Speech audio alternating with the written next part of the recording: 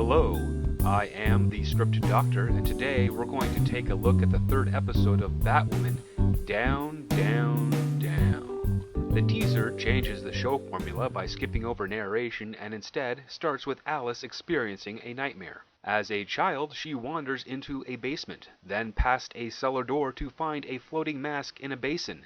The mask has a very familiar look, similar to a certain stepmother in the show. This reveal wakes Alice up in a sweat and kicks off the title card, which makes this episode having the shortest teaser of the series. This is usually a good thing.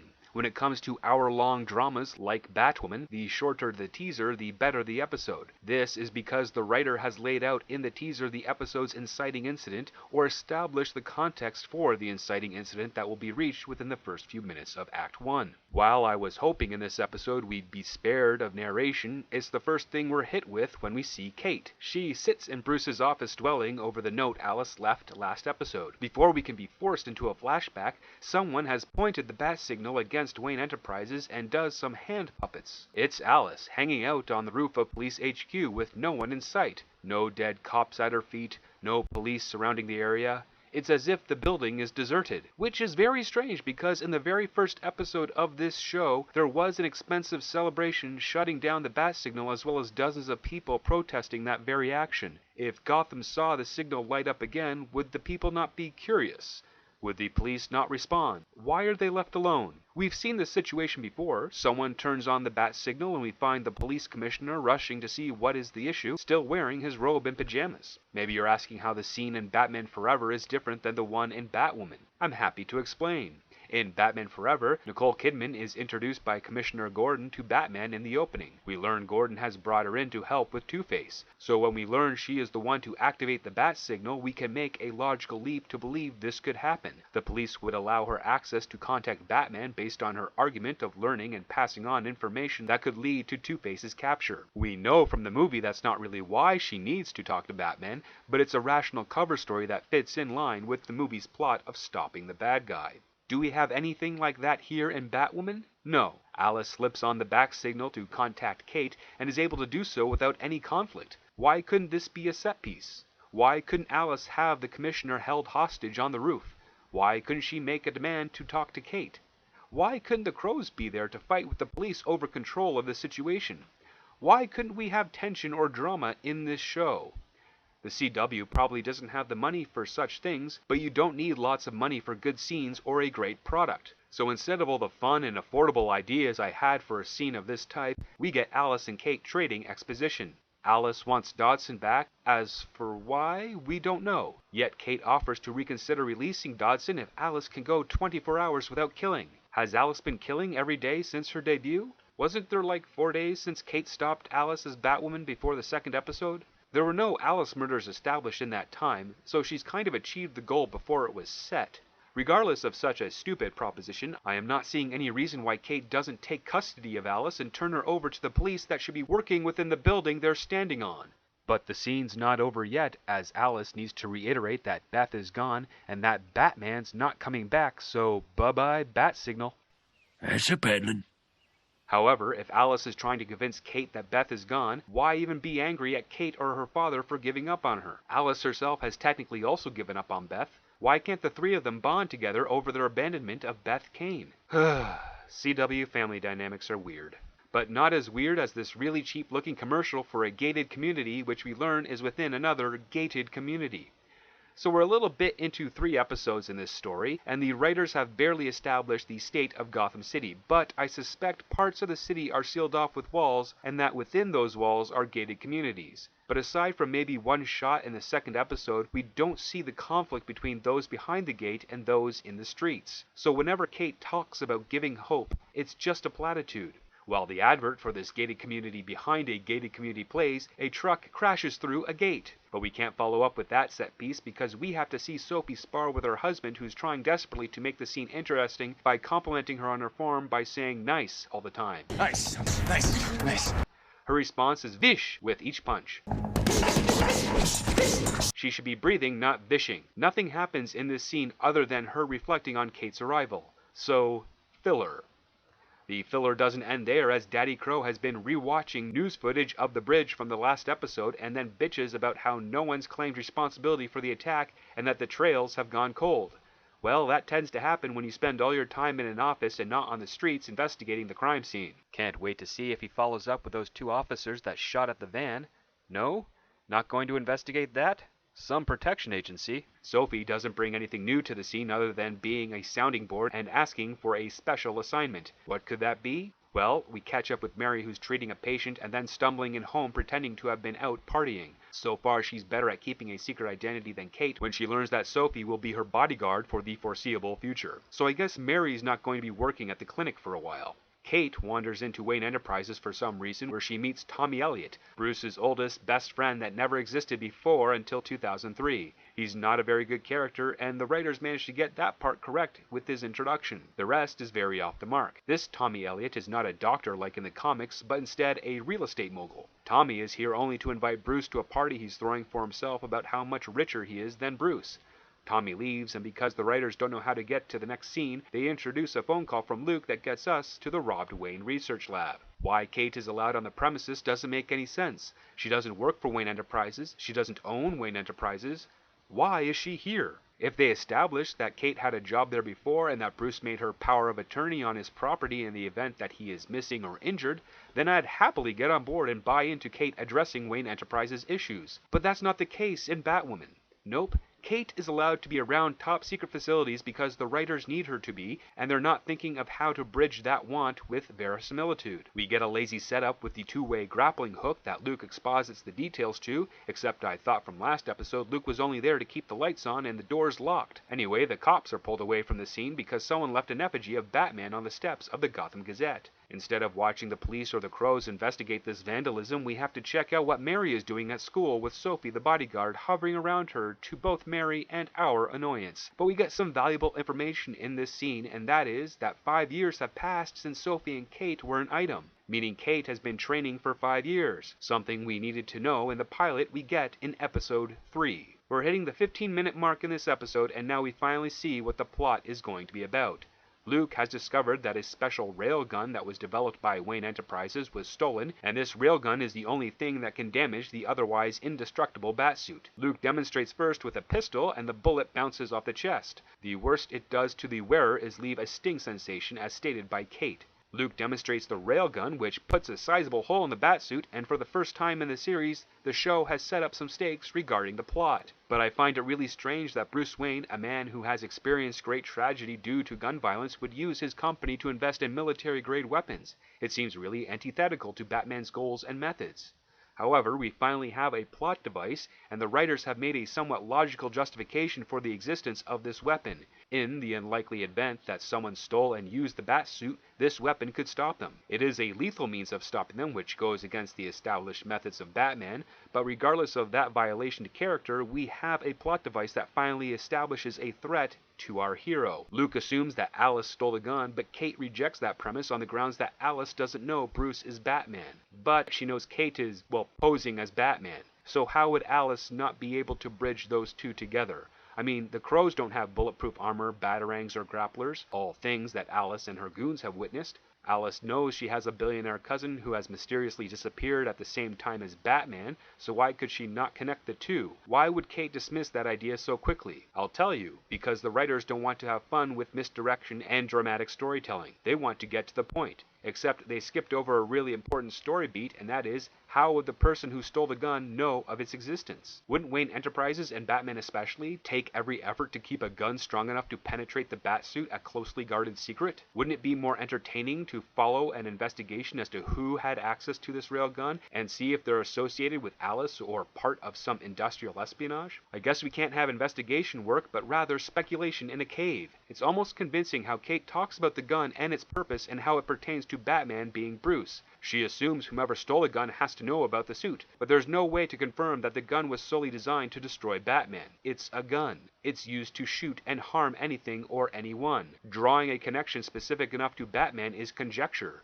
Bruce may have commissioned the gun for the Batsuit, but I doubt he'd write something like that down or let anyone involved in the development know about the Batsuit's purpose specifically. Kate has incomplete information and is just guessing at this point, and because the writers don't know how to write an intelligent character, her guesses become fact for the story. She brings up the Tommy Elliot invitation and how he was adamant that Bruce is back in Gotham, and makes the leap that Tommy knows Bruce is Batman. Luke can't figure out why Tommy would want to kill Batman, and while Kate decides to find out, Luke suggests she become Batman.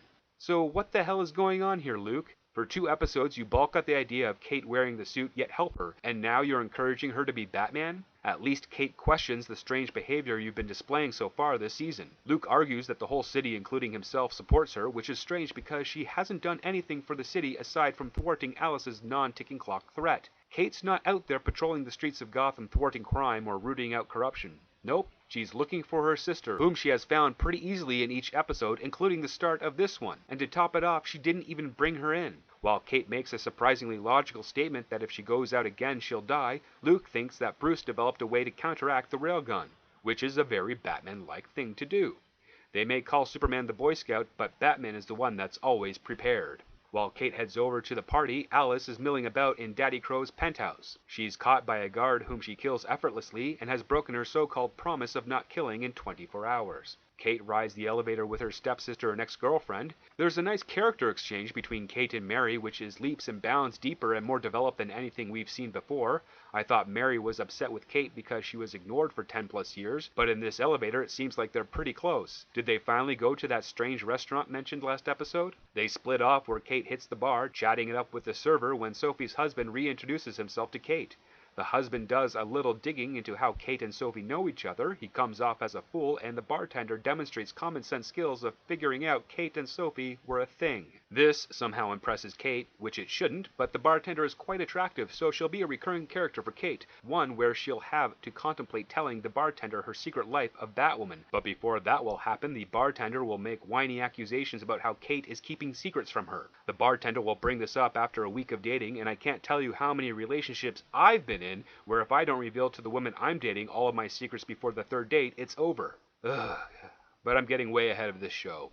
It's not hard to do. The so-called writing is all over the screen. Anyway, Kate has another exposition chat with Daddy Crow, and he's now the 4th character thus far that has expressed his dislike for Tommy Elliot, just so we as the audience know that we're supposed to hate him too. Daddy Crow wants to make sure Kate isn't cavorting with Alice, and Kate states how Alice may be taking a break based on twin instincts. Given what happened last scene, her twin instincts are non-existent. But they do bring up an idea, and I'm surprised it hasn't been used yet.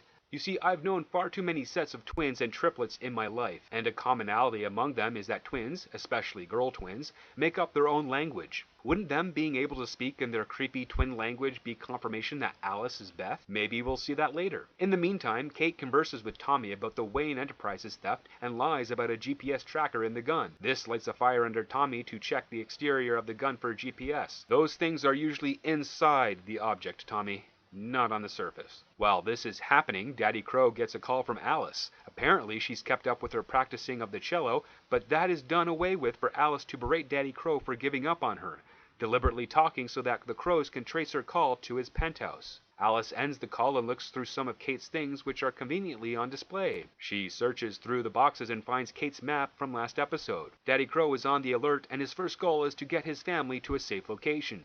Except he's at a party, surrounded by many of his security team. How is he and his family no longer safe? If anything, he should be sending a detail to his penthouse to secure the building and capture Alice. But instead, he goes to his wife and stepdaughter and tells them they've got to leave. But they're not in any danger at this party. What is he going to do? Take them back to the penthouse? To the place Alice broke into and is probably waiting there for them? His plan is to put his wife, daughter, and stepdaughter inside one of the Crow's armored trucks, and I'm screaming at the television how that's a bad idea, as we've seen how dangerous these trucks are in the last episode. Those vans blow up with little issue. Keep them at the party. They'll be fine. While the family is getting in the elevators, Kate catches Tommy fiddling around with the railgun. Tommy monologues about how his horrible mother is a gold digger, and if Batman didn't save her, he wouldn't have had to wait 13 years to claim his inheritance. That's right, Tommy Elliot is killing Batman over money. Conveniently, Tommy has set up a death trap with the elevators. Anyone inside is at risk of dying. He demonstrates his conviction by stopping all of the elevators and then releasing one to drop 40 stories.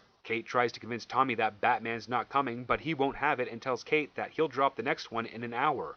Wow, we're finally getting a ticking clock down right. Figures this episode isn't written by the same person that wrote the last two, but I am keeping my eye out for the writers of this show, and if the pilot writer does another episode where they fail to nail a simple concept like a ticking clock, I might lose it. Kate finds the waitstaff in the hallway, some having survived the elevator crash. Paramedics have arrived on the scene and she orders them to help the people, which is redundant. Sophie and her husband act helpless in the elevator. Their first instinct is to make communication, but with no signal on their personal comms or their phones, they just act as helpless as Mary. Except she's the one that suggests prying open the elevator doors. Stepmother and Daddy Crow go through the same motions, except Daddy Crow isn't trying to get the doors open, he's going to fiddle around with the wiring of the elevator. His wife wonders how the Crows are supposed to protect the city when they can't even protect their own home. Wow, I asked those questions 2 episodes ago when they failed the bat signal ceremony and the movie in the park event. Well, they're catching up to the rest of us. It's slow, but they're catching up. Kate and Luke return to the Batcave, where Kate blames herself for bringing this conflict to the city. Because of her posing as Batman, crazies are coming out from hiding to get their revenge. Kate wants to know if Bruce is coming back, and Luke confirms that he doesn't think that'll happen. Kate exposits how Tommy wants Batman, the city needs Batman, but she's not Batman. But maybe she's better. No, she's not. If she were better, Alice would be in Arkham by now. The writers should not have made Kate say she's better than Batman. That's presumptuous. She should have said, maybe I'm different.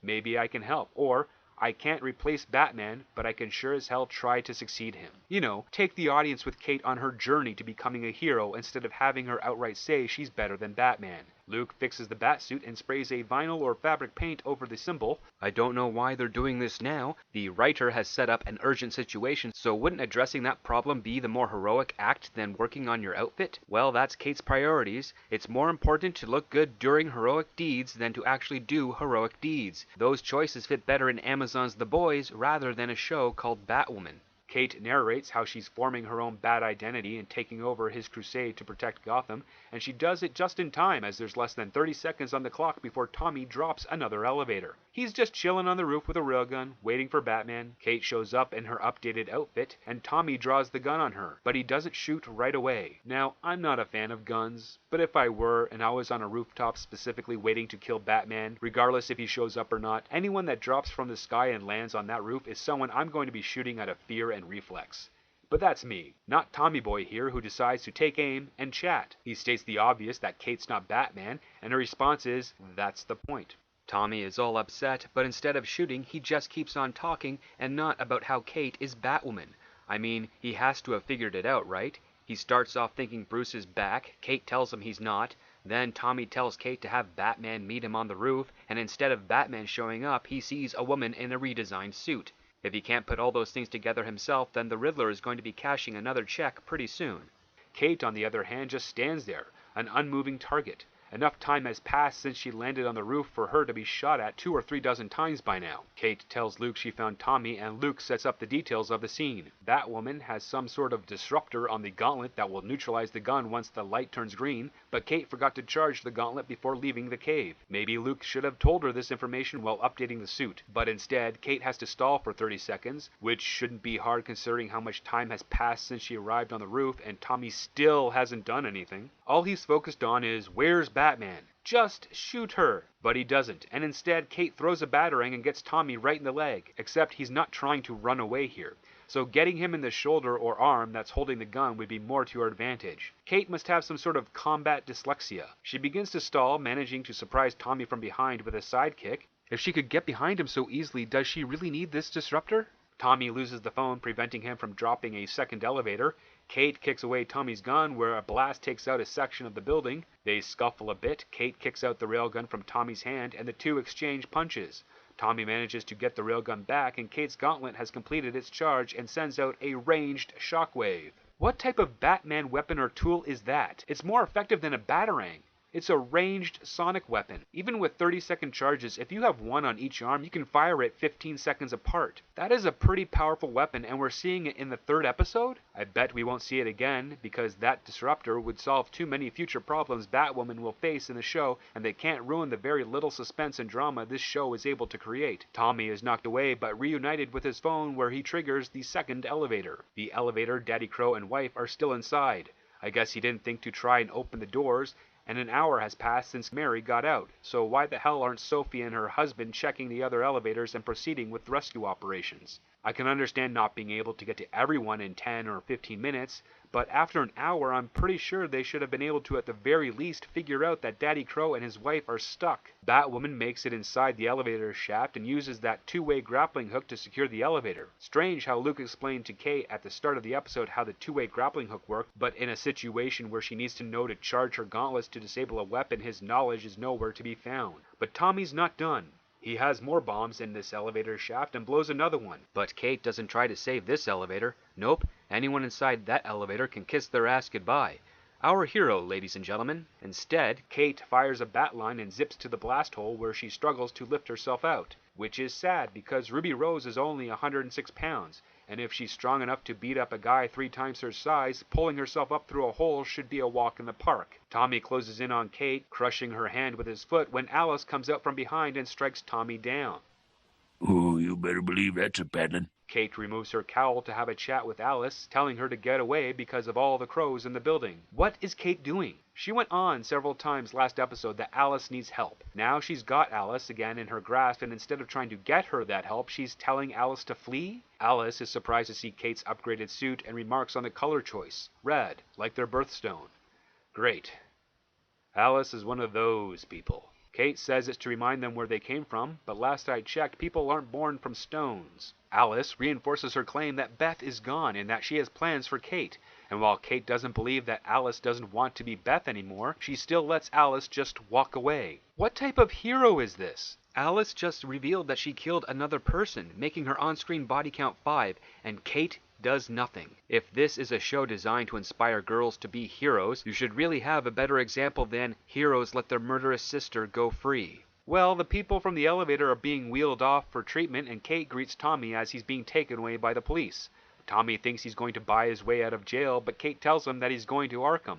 Except, she doesn't work for the police department. She also doesn't work for the Crows. And she hasn't demonstrated any knowledge that would give her medical credentials, so how the hell does she know Tommy is going to Arkham? We don't get time for answers to those questions when the bartender seeks out Kate and establishes that these two will be dating. This gets Sophie's attention for some reason and appears to bother her. I guess Sophie's the type that can't appreciate how good she has it when her ex-girlfriend may also find happiness. Daddy Crow's wife enters the bedroom to find 3 playing cards on her desk. This frightens the stepmom, and instead of showing her husband, she hides them away to draw out this plot thread. But we do finally get her name associated with her presence in the series. Hooray! We can now confirm her name is Katherine. After 3 episodes, we now know the names of the Kane family. Daddy Crow finds Katherine in the bedroom and recounts how Alice played Sebastian Bach over the phone, specifically their song that the two shared together. Katherine suggests that Alice saw one of Beth's old recitals online and is using it to get in his head. Kate starts narrating again, walking back her feelings about letting down the city by playing Batman dress-up, but rather letting down Bruce, whom less than 10 minutes ago she said she was better than. Vesper Fairchild takes over the narration with her radio show, commenting how the Batman has returned, but curvier and sexier, and needs a new name. Sophie is parked outside of Wayne Enterprises for some reason and drops the title of the show, Batwoman. And that's the episode. From a writing standpoint, this episode avoids the pitfalls of the previous 2 episodes, but when it comes to character, they really screwed the pooch. They make Kate selfish. That's right, she doesn't think of others. She lets Alice get away at the start, which leads to Alice killing again, so that death is supposed to be on Kate's shoulders, but Kate's not going to draw that connection because she's so selfish she felt it more important to change her suit during a ticking clock scenario instead of rushing to the scene to save innocent lives.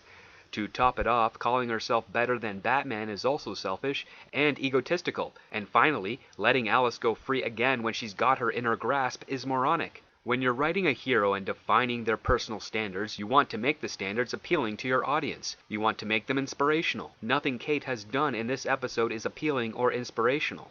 The writers think that because Kate believes Alice to be her sister, she's in the impossible situation of picking family over justice. But that's not an impossible situation. It is emotionally damaging to normal people to discover that a loved one is killing others, unless you're Kate, where the thought of Alice being behind bars and getting psychological help is far more troubling. I can count what this script gets right on one hand. The first thing this script gets right is establishing a villain with a clear motivation. The second is doing a ticking clock story correctly. And finally, having Kate move on past her ex and trying to form her own identity. Even if it is inspired by Batman, it is a step in the right direction. Except not a single choice or action makes her anywhere near worthy of being in the Bat family. But aside from these points, the show continues to miss many opportunities for conflict, character development, and plot progression. At the start of the episode, the Crows are looking for Alice, and Kate is trying to bring Alice back home as Beth. By the end of the episode, the Crows are still looking for Alice, and Kate is still trying to bring Alice back home as Beth.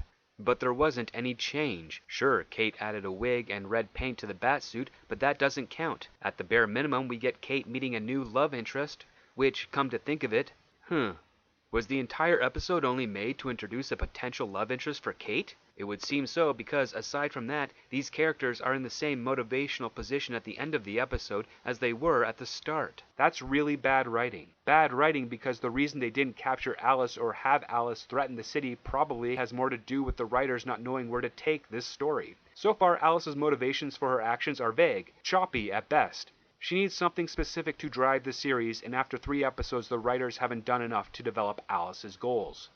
What say you? Is Batwoman getting better as a show? Getting worse? Or is it maintaining the level of mediocrity established in the pilot? That's all for today. If you enjoyed this video, please like, share, and subscribe. If you have anything to add to this episode, please leave a comment below. Thanks for watching, and never forget, it all starts with the script.